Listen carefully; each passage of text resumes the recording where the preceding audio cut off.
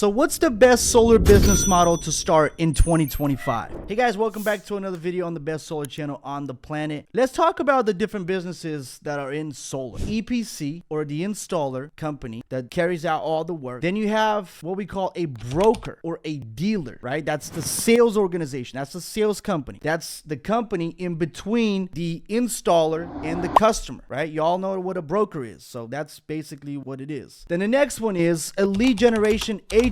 So you're the company that provides the installer, because some installers, not very many, but some installers have their own inside sales teams. And then, but mostly you're going to be working with reps and dealers. So you're the company that's providing leads or appointments to these organizations. The next model is a SaaS model, right? So that's some type of, okay, you're going to have an AI solution, or you're going to have, a white label, go high level solution or whatever. I think I've done a video about this in the past, but in this one, I'm going to try to be as descriptive as possible regarding each and every single one of them. Because I have some people that come to me, they're brand new to solar, and they're seeing how the industry is like really growing and growing and growing, and it's still at its infancy. Also, the industry is massively deregulated, okay? Which it's a good and a bad. But if you are in the industry right now, you could really take advantage of, this solar wave, so to speak. I think it's really been growing massively. So let's see the EPC model. So if you're an EPC, you're the company that actually carries out all the licensing for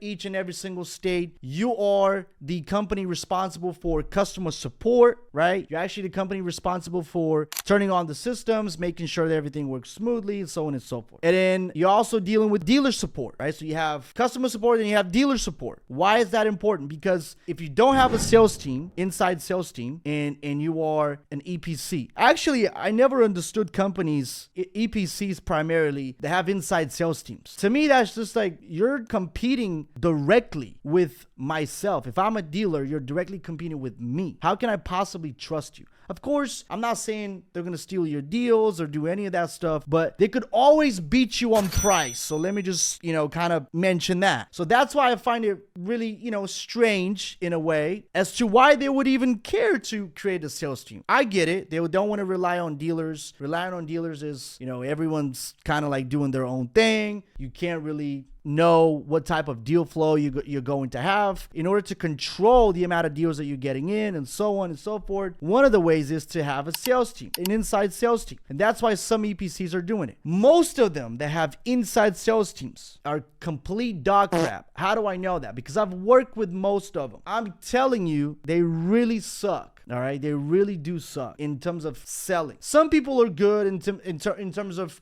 they always have the customer's best thing in mind and so on. But for the majority of the time, they're not good at follow up. They're not good at actually closing either. Even though they're the company that carries out the service and they have all the knowledge. So the product knowledge is unmatched. Like you can't compare an EPC and a lot of times a dealer. Like an installer most of the time is going to have more knowledge, more product knowledge than just a regular dealer or a rep. So for that reason, I would say that it could probably give more information about their products than just the company that is, responsible for just selling their products, right? So, but the thing is that doesn't equate to, again, more deals closed and so on and so forth. Usually the EPCs tend to have really high cost per acquisition. That's what I've noticed when I had them all as clients. That's what I noticed, because they make money in so many different ways. They have dealers send them deals. They can afford actually to lose more money because their profit margin is that much higher than if you're just a sales company. And so I think for that reason, a lot of them aren't really pushing themselves that hard. And besides that, you have all this responsibility. So you have, again, you have the customer communication, the dealer communication, and all the support, and everything's important. And you have to maintain your licenses. And if you don't have a license in the state, then you have to sub out the work to another provider, another installer in the state that has the license. And you have to make sure that you monitor them as to, kind of what's the kind of work that they're doing and so on. But it becomes very difficult. So if you want to grow out of, kind of location and where you are, it's rather rather not very easy to do. That's why you see a lot of installers just stay in one state, and some are, pursuing multiple states. But you're going to notice that if an installer has 5 states open, for example, there's always that 1 or 2 states that are not good. And there's always 1 or 2 states that are performing really well, and they're on top of things, and their support's on top of things, and their crews are dialed in, and so on. So the EPC model is extremely lucrative, but it has the highest barrier to entry. So if you're just starting out, let's just say I wouldn't recommend starting with the EPC route. I think first, what you have to do is you have to become a sales company. So you have to start selling the product, and then you can close the cycle if you want to and become an EPC, but not the other way around. Now, of course, some people never want to deal with the sales side of things. They just want to do operations. They just want to build crews. They're operators, and so they want to do the install side of things. That's fine. But I'm talking about the average Joe,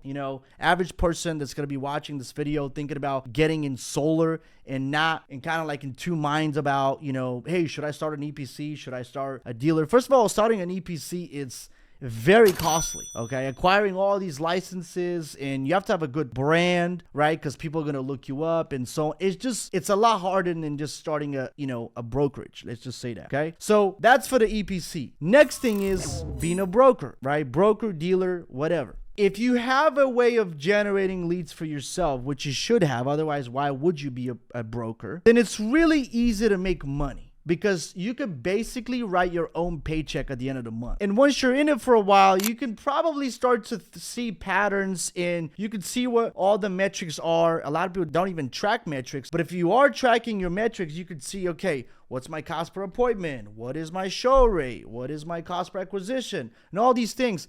And once you see the total number and you know what your CPA is going to be, you know that, hey, if I want to close 10 times more deals, I just have to spend 10 to 12 times more money. And it becomes a mathematical equation, right? As to how you actually increase deal flow and how you actually make more money, right? When you're an EPC, for example, it doesn't quite work the same way, because you actually have to hire more crews and this and that. And it's a lot more complicated than just than being a dealer. So if you know how you're going to get your calendar full, whether that's through door knocking, online lead generation, cold calling, whatever it might be, dealer makes a lot of sense. Okay, it's my best, so far, the best business model that I could recommend to anybody. You could change who you partner up with as an installer in a snap of a finger. But if you're the EPC, you can't really change crews that quickly. There's a ramp up period. So needless to say, the dealer model is, for me at least, the best possible one. Let's look at the other two. The other one is a lead generation agency. So you're providing leads to dealers and installers and some reps, some 1099 people that just want their own personal production. So if you know how to generate leads, which there's so many videos online, there's courses and things like that. You learn how to run Facebook ads, you learn how to, do AI, or you learn how to manage a call center on behalf of your client, or you white label a call center on behalf of your client, and you just upcharge them more money. And essentially your job is just, finding more clients for yourself. Then that's a really, really, really good model. And eventually, from what I've seen, that's what happened to me. Eventually, once you realize how much money your clients are making, that's why the number one question I used to get before is, well, if you're so good at lead generation, why aren't you selling your own deals? And people just don't understand that, hey, first of all, not everyone wants to even sell solar, okay? Most of the time, they just want to stand behind a computer and just generate leads and whatever, okay? They don't want to even do that. They're good at marketing and they're not really that good at sales. And so they just want to do that. But that was usually the number one question, because it doesn't make sense. They're paying you peanuts in comparison to what they're making. Also, if you're a lead generation agency, the reason actually why I started in the back end of 2019 is because it was the lowest barrier to entry. I didn't need a lot of money to start. I didn't need any money to start. I started cold calling, cold DMing people, reaching out to people on LinkedIn, email marketing, whatever. I tried it all. And then, lastly, I started running ads, and that's how I met most of my clients. But that's why I started, because the barrier to entry is extremely low. You don't have to have any money to start, right? So it's a very lucrative model and you can do really well. But at some point, you're going to have to think to yourself, well, do I really just want to grow my current business, or would I like to close the cycle, so to speak? And closing the cycle is, hey, we're going to generate the leads and we're going to find someone to close it, or we're going to basically hire closers and, and kind of create our own dealer model, so to speak, out of it, which makes a lot of sense. But you have to realize that when you're working with clients, depending on the type of clients that you're getting, that's what I didn't, for the most part. I love the agency model for the most part, but I just didn't enjoy the day-to-day aspect of dealing with clients. And everybody thinks they're your boss. Everybody thinks that you're the enemy, which you're not. You're actually, on their team. You're trying to help them as much as possible, and you have their best interest in mind. But a lot of times they just see you as the next marketing company. They're just trying to scheme them out of money. And that's really not the case for the most part. Most people that are in the marketing game, that are generating leads for their clients, they want their clients to win, because that means if their clients are winning, they're going to continue to get paid every single month. And that was the reality with me. Again, it's a great business model. It really depends on where you're at. And if you really want to do this for the long term, definitely 100% do it. But you have to always realize that the barrier to entry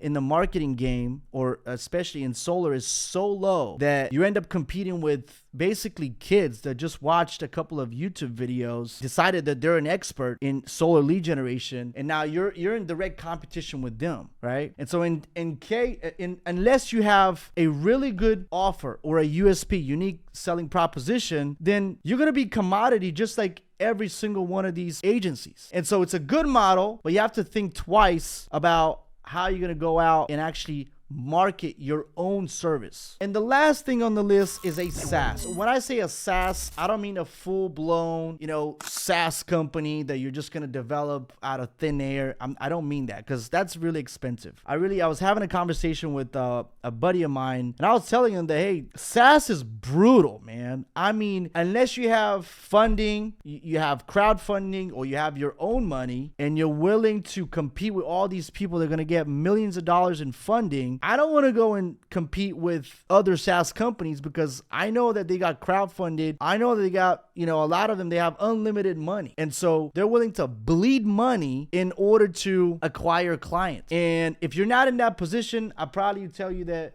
don't even think about that. But I'm not talking about that type of SaaS. I am talking about a white label, go high level, right? So there's some people that have done it, but I still think that the market is really not saturated. Go high level, for example, doesn't really come as something like an out-of-the-box solution, right? You can use it, but you can build so many things within Go High Level. So what I would do is I would either hire somebody, or if you're a Go High Level nerd, you can also do that yourself. I'm not good at Go High Level, but I'm just saying, I would hire somebody to, develop a really, really, really, really good snapshot. I really do believe that they have to know solar, though, in order to do it, but there's ways around it. So you can basically do all your clients' automation, all your, you're going to have email, SMS reminders, email, SMS sequences, so you always stay top of mind. You can build an AI chatbot so they get automatic follow-up with all their customers. You can do reactivation campaigns. You could have Facebook ad campaigns, for example, plug and play, so your clients can run ads by themselves, right? And you could charge a low monthly fee for it, $200-300, $500, right, for that. And that's a business. Now, would I do it? I probably wouldn't do it. The main reason for that is because it's a low ticket item, right? So you would need a lot of customers in order to create an impact and to really feel the growth. I think it's super valuable if you already have that and you're offering it to people. You could definitely make good money, but you have to realize that at some point you're gonna have to market that. And because it's not a high ticket, it's a low ticket product, you're probably going to have to bleed money in order to get customers. So what that means is in a SaaS world, a lot of SaaS companies, because they're looking at the long term, they're not looking at 1, 2, 3 months. They're looking at 12, 18, 24 months period periods. They're willing to bleed money in order to acquire that person as a client because they know that, hey, on average, our clients stay on for at least 12 months. So we're going to be ROI positive no matter what. But unless you have that money to kind of, go about it, I wouldn't personally recommend it. And a lot of people are really going the low ticket route, even with the agency model, because they really think that, hey, people don't have money. It's easier to sell a low ticket item and so on. That's a limiting belief. I have many videos on this channel talking about that. But really, if you want to grow an agency, for example, or a service-based business in solar, I definitely believe that it has to be some sort of, high ticket, because everything else is going to offsetting your marketing costs to acquire that client. You're gonna have, money to pay your closers and setters, and you're gonna have money left over so that you can go out and create more business for yourself. And if it's not a high ticket product, it is very, very difficult to do that. So the best business model overall is the dealer model for me. I kind of already said it and alluded to it, but I'm gonna tell you, if you are thinking about jumping into solar, do not hesitate, because we don't know what's gonna happen in 2, 3, 5 years. The industry at some point will get regulated. You won't be able to make as much money as